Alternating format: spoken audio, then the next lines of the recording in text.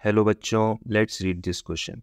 The question says if fx equals to mod x in the interval 0 to 2 and x equals to 0, the value of function fx equals to 1, then at x equals to 0, f has option A local maxima, option B no local maximum, option C a local minimum, or option D no extremum.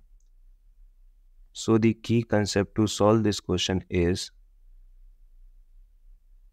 हमें पता होना चाहिए कि जो आपका local maxima है और local minima है वो आपका कब फंक्शन के लिए एग्जिस्ट करता है और आपका किन कंडीशन के लिए आपका लोकल मैक्सिमा और लोकल मिनिमा एग्जिस्ट करता है।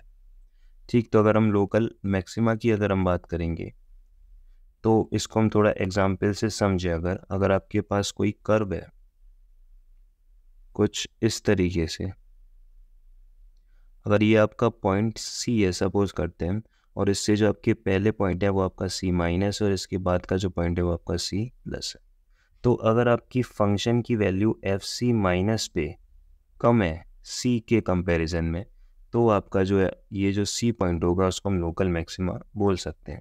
उसी तरीके से अगर हम सी प्लस पे देखेंगे तो अगर फंक्शन की वैल्यू सी प्लस पे आपकी कम आ रही है सी के कंपैरिजन में, तो यानी कि ये जो आपका सी पॉइंट होगा वो आपका लोकल मैक्सिमा पॉइंट होगा। यानी कि जो इसके साइड्स की जो वैल्यू अगर उसकी वैल्यू कम आ रही होगी तो जो आपका सी पॉइंट होगा वो आपका लोकल मैक्सिमा हो जाएगा। इसी तरीके से अगर हम लोकल मिनिमा की अगर हम बात करें तो इसको भी हम कर्व से समझ लेते हैं। अगर आपका कर्व कुछ इस तरीके से जा रहा है, अगर ये आपका पॉइंट सी है और इससे पहले का पॉइंट सी माइनस और इसके बाद का पॉइंट सी प्लस है, अगर फंक्शन की वैल्यू सी माइनस पे आपकी ज़्यादा होगी कंपेयर टू सी पे, और अगर आपकी फंक्शन की वैल्यू सी प्लस पे भी ज़्यादा होगी कंपेयर टू सी पे, तो हम कह सकते हैं कि ये जो आपका पॉइंट सी होगा वो आपका ये लोकल मिनिमा होगा,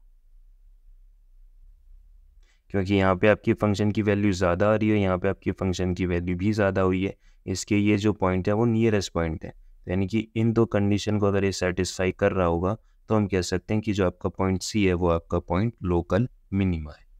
अब हम अपने क्वेश्चन पे आते हैं।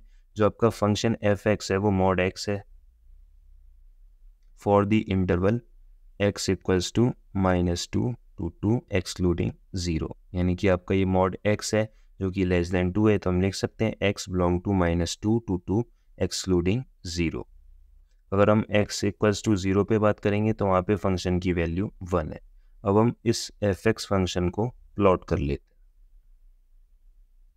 तो जब आप इस फंक्शन को प्लॉट करेंगे fx equals to mod x for interval -2 to 2 excluding 0 and at x equals to 0 the value of function is 1।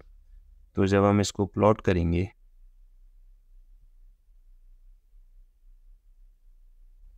तो हम जानते हैं कि आपका 0 पे तो ये फंक्शन आपका नॉट कंटिन्यूस है, क्योंकि 0 पे तो यहाँ पे आप वैल्यू रखेंगे तो 0 आएगी, पर लेकिन हमें जो गिवन फंक्शन के लिए वैल्यू है वो आपकी 1 दे रखी है एट x इक्वल टू 0। तो हम इसको प्लॉट कर लेते हैं, ये आपका पॉइंट -2 हो जाता है, ये आपका पॉइंट 2 हो जाता है। तो -2 से 0 के लिए आपका ये कुछ ऐसे जाएगा और आपका 0 से 2 के लिए कुछ ऐसे जाएगा। मॉड एक्स का कर्व जो होता है ग्राफ वो आपका इसी तरीके से होता है, पर लेकिन 0 पे जो है आपका ये ओपन है, यानी कि हम इसको ऐसे रिप्रेजेंट कर देते हैं। जो 0 पे जो वैल्यू है वो आपकी ये 1 वैल्यू है। ठीक है, अब हम इसमें चेक कर लेते हैं कि 0 पे क्या ये लोकल मैक्सिमा है या फिर लोकल मिनिमा है। तो जब आप 0 से 0 माइनस पे देखेंगे, यानी कि 0 से छोटा नंबर जब हम 0 माइनस पे ले लेते हैं, तो जो फंक्शन की जो वैल्यू आएगी जब आप इस पे 0 माइनस रखेंगे तो यानी कि ये आपको 0 देगा, और अगर आप 0 प्लस करेंगे यानी कि 0 से थोड़ा सा जस्ट बड़ा नंबर, तो ये आपको ये 0 दे देगा।